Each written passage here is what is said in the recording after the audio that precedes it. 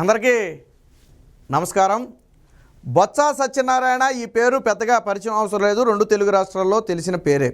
అయితే ఇప్పుడు బొత్సకి అతిపెద్ద కష్టం వచ్చింది. వాస్తవానికి ఇప్పటికే విజయనగరం అన్నా చీపురుపల్లి అన్నా బొత్స పేరే గుర్తొస్తుంది. అలాగే అక్కడ బొత్స కన్ను కానివ్వండి, బొత్స కుటుంబ సభ్యుల కన్ను కానివ్వండి, ఒక దాని మీద పడిందంటే అది కొండైనా లేదా గుట్టైనా ఇంకోటైనా కబ్జా కావాల్సిందే అనే ఆరోపణలు ఉన్నాయి. అందులోనూ వైసీపీ వచ్చిన తర్వాత ఈ కబ్జా ఆరోపణలు బొత్స మీద మరింత ఎక్కువగా పెరిగాయి. తాజాగా ఇప్పుడు బొత్సకు అతిపెద్ద కష్టం వచ్చింది. ఎంత పెద్ద కష్టం అంటే వైసీపీని వదిలి బీజేపీలో చేరాలా అన్నంత పెద్ద కష్టం వచ్చింది. మీరందరూ అనుకోవచ్చు, ఆల్రెడీ టికెట్ ఇచ్చారు, ఆయనకి టికెట్ ఉంది, ఆయన భార్యకి టికెట్ ఉంది, వాళ్ళ మేనల్లుకి టికెట్ ఉంది, అందరూ రాజకీయాల్లో ఉన్నారు కదా, వీళ్ళు ఎందుకు బీజేపీలోకి వెళ్తారని మీకు అనుమానం రావచ్చు. వెళ్ళాల్సిన పరిస్థితి ఎందుకు వచ్చింది అంటే, ఒక మాజీ సైనికుడు భూమిని కబ్జా చేసిన వ్యవహారంలో యాక్షన్ తీసుకోవాలని చెప్పి పిఎంఓ నుంచి, అంటే ప్రధానమంత్రి ఆఫీసు నుంచి, ప్రైమ్ మినిస్టర్ ఆఫీసు నుంచి చిత్తూరు కలెక్టర్కి ఒక లేఖ వచ్చింది. ఇప్పుడు అది తీవ్ర ఉత్కంఠగా మారింది. వాస్తవానికి అసలు విషయానికి వస్తే, సింగంశెట్టి శ్రీనివాసరావు అని చెప్పి ఒక మాజీ సైనికుడు ఉన్నాడు. ఆ వ్యక్తికి 1997లో ఆ ఆర్మీలో పనిచేసి వచ్చినందుకు గాను చీపురుపల్లిలో 4.75 ఎకరాల భూమిని కేటాయించడం జరిగింది. చీపురుపల్లి అంటే ఎవరు? Botsa Satyanarayana and family. అక్కడ కేటాయించిన భూమి వైసీపీ నేతలు వచ్చిన తర్వాత కబ్జాకు గురైంది. దాంతో కోర్టుల చుట్టూ తిరిగాడు, కలెక్టర్ల చుట్టూ తిరిగారు, ఎంఆర్ఓ ఆఫీసుల చుట్టూ తిరిగాడు, బట్ ఫలితం రాట్లా. మరి ఏం చేయాలి ఈ సమయంలో? తప్పని పరిస్థితుల్లో పాపం పెద్ద వయసులో ఉన్నటువంటి ఆ జవాన్ ఏం చేశాడంటే, ఇక తప్పని పరిస్థితుల్లో జనవరి 10న ప్రధానమంత్రి కార్యాలయానికి ఒక లేఖ రాశాడు. అయ్యా, నేను పలానా టైంలో ఆర్మీలో పనిచేశాను, నాకు ఇంత భూమి ఇచ్చారు, దాన్ని ఇప్పుడు పలానా వ్యక్తులు కబ్జా చేశారు, కాబట్టి వారి నుంచి మీరే విడిపించి ఇవ్వాలి, నేను రాజకీయంగా వారిని ఎదుర్కొనే శక్తి నాకు లేదు అని చెప్పి ఒక లేఖ రాస్తే, ఆ లేఖ వెంటనే డిఫెన్స్కి పంపడం జరిగింది. ప్రధానమంత్రి కార్యాలయం స్పందించి ఆ డిఫెన్స్కి పంపడం జరిగింది. ఎందుకని? ఆల్రెడీ ఆర్మీకి సంబంధించిన వ్యవహారం కాబట్టి డిఫెన్స్కి పంపితే డిఫెన్స్ ఏం చేసింది? ఆధారాలన్నీ పరిశీలించి జనవరి 12వ తేదీన, అంటే వితిన్ 2 డేస్లో తిరిగి చిత్తూరు కలెక్టర్కి ఒక లేఖ పంపింది. ఏమని? పలానా వ్యక్తి సింగంశెట్టి శ్రీనివాస్ అనే ఎక్స్ ఆర్మీ, అందులో కూడా నాయక్ ర్యాంకు, ఎక్స్ ఆర్మీకి గతంలో మేము భూమి ఇచ్చామో, మా ఏదైతే ఆ వెల్ఫేర్ డిపార్ట్మెంట్ ఉందో, డిఫెన్స్ వెల్ఫేర్ డిపార్ట్మెంట్ ఉందో, దాని నుంచి భూమి ఇచ్చామో, దాన్ని కొంతమంది వ్యక్తులు కబ్జా చేశారని మాకు ఒక రిపోర్ట్ వచ్చింది. మేము ఆ మొత్తాన్ని కూడా మీకు డీటెయిల్స్ పంపుతున్నాము. తక్షణమే విచారణ చేసి ఆ భూమి కబ్జాకు గురైందా లేదా, ఒకవేళ గురై ఉంటే రూల్స్ ప్రకారం వెంటనే చర్యలు తీసుకోవాలని చెప్పి కలెక్టర్కి ఒక లేఖ వచ్చింది. దీంతో బొత్స గుండెల్లో రైళ్లు పరిగెట్టే పరిస్థితి. ఎందుకని? ఆల్రెడీ అక్కడ ప్రధానమంత్రి ఆఫీస్ ఇన్వాల్వ్ అయింది, డిఫెన్స్ ఇన్వాల్వ్ అయింది. ఈయన ఏం చేయగలరు? రాష్ట్ర స్థాయిలో అయితే ఏదైనా మేనేజ్ చేయగలరు, ఆల్రెడీ సెంట్రల్ ఇన్వాల్వ్మెంట్ అయిన తర్వాత ఏం చేయగలరు? సో అందుకనే తప్పని పరిస్థితి. ఇప్పుడు నిజంగా ఒక మాజీ సైనికుడు భూమి బొత్స సత్యనారాయణ కొట్టేశాడనే వార్త వస్తే తనకు అతిపెద్ద మచ్చగా మారద్దు అది. ఇప్పటికే వోక్స్ వ్యాగన్ అంటే బొత్స పేరు చెప్తారు, వోక్స్ వ్యాగన్ కుంభకోణం అంటేనే బొత్స పేరు గుర్తొస్తుంది. ఆల్రెడీ ఒక మచ్చ పడి ఉంది కాబట్టి ఇప్పుడు సైనికుడు భూమి కొట్టేశానంటే మొహం మీద వస్తారు.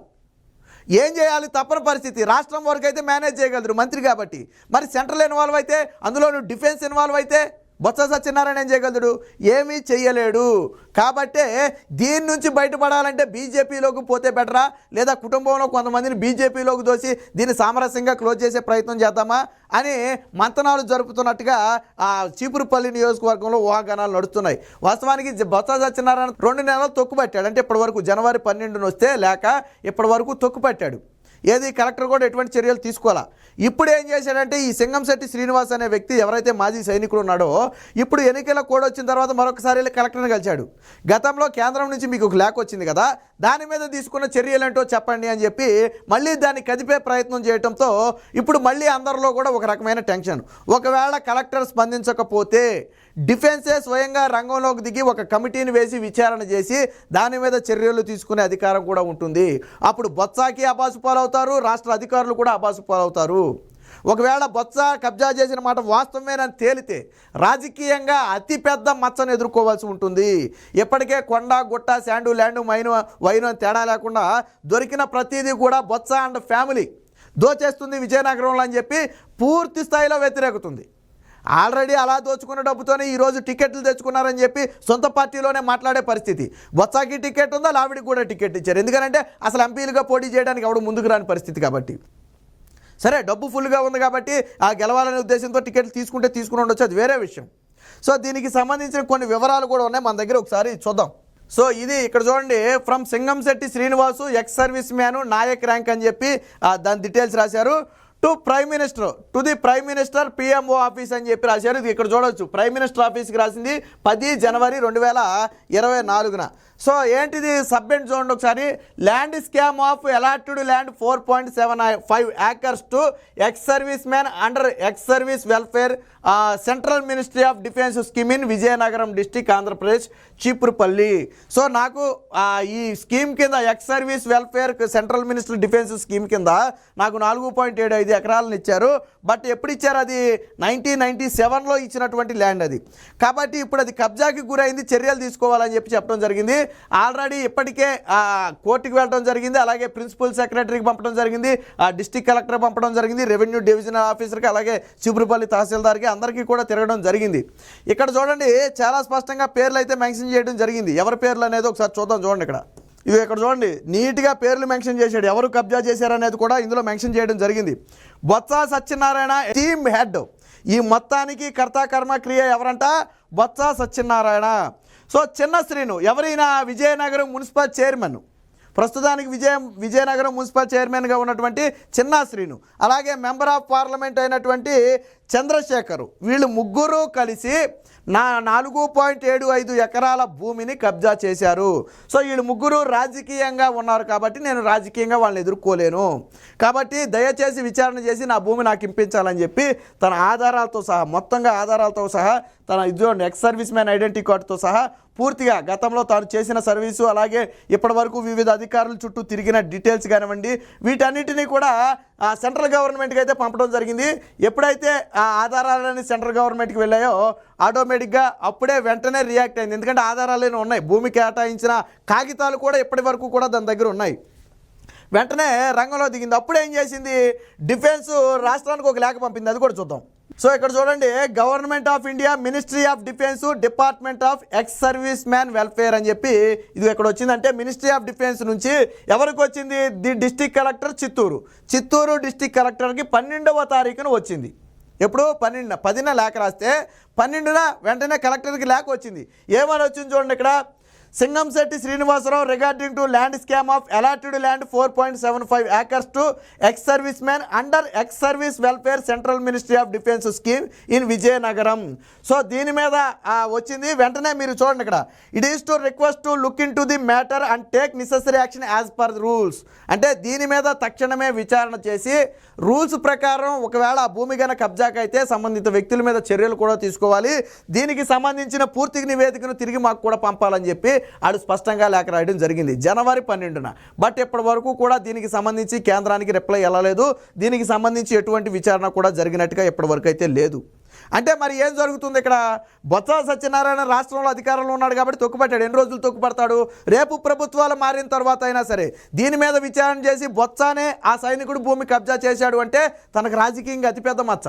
ఒకవేళ రేపు ప్రభుత్వం మారకపోతే అది వేరే విషయం, ఏం చేస్తాడో దేవుడు ఎరుగు.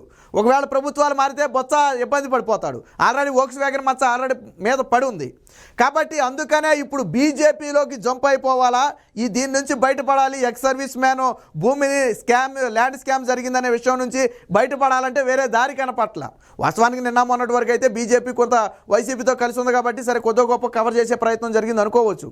కానీ ఇప్పుడు బీజేపీ అనేది కూటమితో కలిసి ఉంది కాబట్టి బొత్స సత్యనారాయణకి ఫేవర్ చేసే అవకాశమే లేదు. రేపొద్దున ఏదైనా ప్రభుత్వాలు విచారణ చేస్తే అప్పుడు రెడ్ హ్యాండెడ్గా దొరికిపోతే కుటుంబం మొత్తం కూడా ఇరుక్కుపోయే పరిస్థితి. అందులోనే ప్రజలు కూడా చీకొడతారు.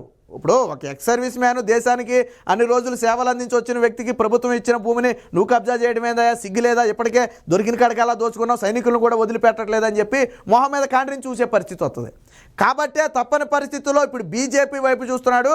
ఒకవేళ డైరెక్ట్గా వెళ్ళడం సాధ్యం కాకపోయినా బీజేపీ నేతలను కొంతమందిని కలిసి తులమో పొలమో ఇచ్చి లేదా వారిని ఏదో ఒక విధంగా చేసి మచ్చిక చేసి ఈ మ్యాటర్ని క్లోజ్ చేసే ప్రయత్నం చేయాలని చెప్పి ప్రయత్నం చేస్తున్నాడు. But already prime minister office ఇందులో ఇన్వాల్వ్ అయి ఉంది, డిఫెన్స్ ఆఫీస్ ఇన్వాల్వ్ అయి ఉన్న నేపథ్యంలో ఇది అంత ఆషామాషి వ్యవహారం కాదు.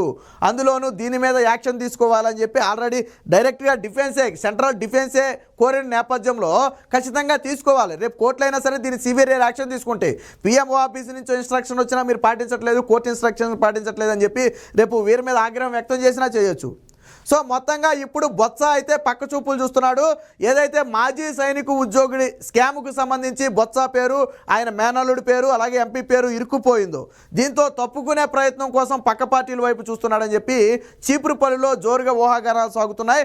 మరి ఎన్నికల నేపథ్యంలో ప్రస్తుతానికి తొక్కుపట్టిన మహా అయితే ఎన్నికల వరకు తొక్కుపట్టగలరు, ఎన్నికలైన తర్వాత ఏం చేయలేరు కదా. కాబట్టి ఈలోపే ఏదో ఒకటి చేసి దీన్ని క్లోజ్ చేయాలని చెప్పి బీజేపీ నేతలకు కూడా ఆ టచ్లోకి వెళ్ళినట్టుగా తెలుస్తుంది. చూద్దాం మరి దీని మీద ఎటువంటి నివేదికలు వెళ్తాయి, సెంట్రల్ గవర్నమెంట్ ఎటువంటి నిర్ణయం తీసుకుంటుంది అనేది వేచి చూద్దాం.